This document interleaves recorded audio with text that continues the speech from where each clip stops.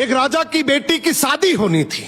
बेटी की शर्त थी कि जो 20 तक गिनती सुनाएगा वही राजकुमारी का पति बनेगा, लेकिन गिनती ऐसी होनी चाहिए जिसमें सारा संसार समा जाए, और जो ये गिनती नहीं सुना पाएगा उसे 20 कोड़े खाने पड़ेंगे। ये शर्त केवल राजाओं के लिए थी। अब एक तरफ राजकुमारी का पर्ण, दूसरी तरफ एक एक करके राजा महाराजा आए।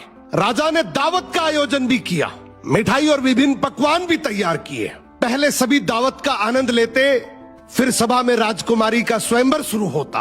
एक से बढ़कर एक राजा महाराजा आते हैं, सभी गिनती सुनाते हैं जो उन्होंने पढ़ी हुई थी, लेकिन कोई भी ऐसी गिनती नहीं सुना पाया जिससे राजकुमारी संतुष्ट हो जाए। अब जो भी आता कोड़े खाकर चला जाता। कुछ राजा तो आगे ही नहीं आए। उनका कहना था कि गिनती तो गिनती होती है।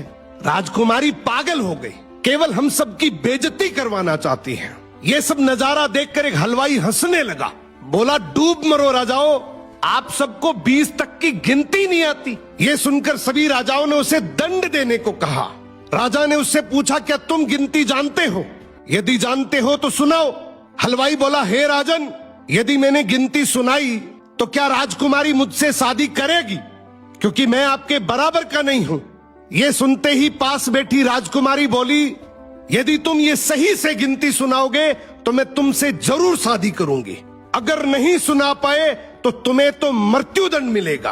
राजा की आज्ञा लेकर हलवाई ने गिनती शुरू की। उसने कहा, 1 भगवान, 2 पक्ष, 3 लोक, 4 युग, 5 पांडव, 6 शास्त्र, 7 वार, 8 खंड, 9 ग्रह, 10 दिशा, 11वां रुद्र, 12 महीने, 13 रत्न, 14 विद्या, 15 तिथि, 16 श्राद्ध, 17 वनस्पति, 18 पुराण, 19वीं तुम और 20वां मैं। ये सुनते ही सब लोग हक्के बक्के रह गए और राजकुमारी हलवाई से शादी कर लेती है।